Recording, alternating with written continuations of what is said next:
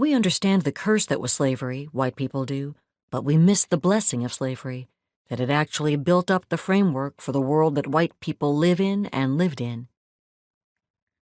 These words were spoken not in the 19th century, but in the 21st. In the aftermath of the murder of George Floyd in Minneapolis on May 25, 2020, and the sustained protests against racism and police violence that followed, Pastor Louis Giglio of Passion City Church in Atlanta held a televised discussion with Chick-fil-A CEO Dan Cathy and African-American Christian rapper Lecrae. While discussing racism in a conversation that was a bit too rosy in tone, Giglio tried to explain how white privilege works. Instead, speaking the words that open this chapter, he inadvertently attested to a sentiment held dear by many Christians who lived in the 19th century.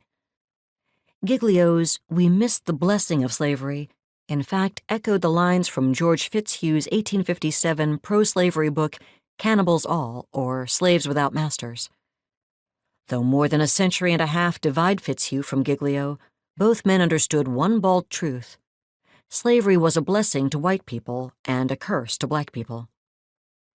Giglio's comments caused such an outcry that he posted a video apology on social media the very next day.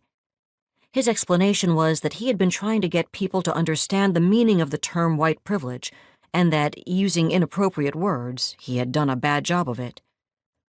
While Giglio dealt with the ensuing social media meltdown and public relations debacle, it was Lecrae who ended up suffering the most criticism from African-American Christians who chided him for missing the on-air moment when he could have offered a timely and potent corrective to Giglio's statement.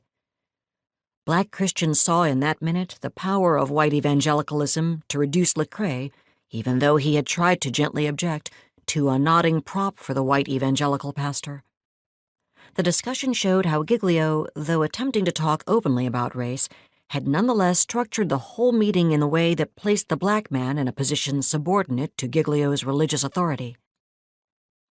I begin with this painful story because it says so much about both the continuity between evangelicalism and slavery and the connection between the evangelical movements of the antebellum era and of today.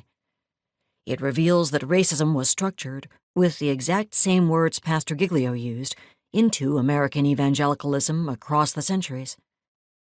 Slavery is the foundation of racism and power in American evangelicalism.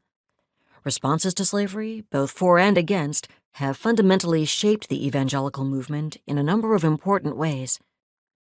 Many insightful works of history have been written helping to uncover and comb out this story. Drawing on them, this chapter builds out the essential foundation of the story in order to navigate the early period as an introduction to the 20th and 21st century history of evangelical racism that will form the rest of this book.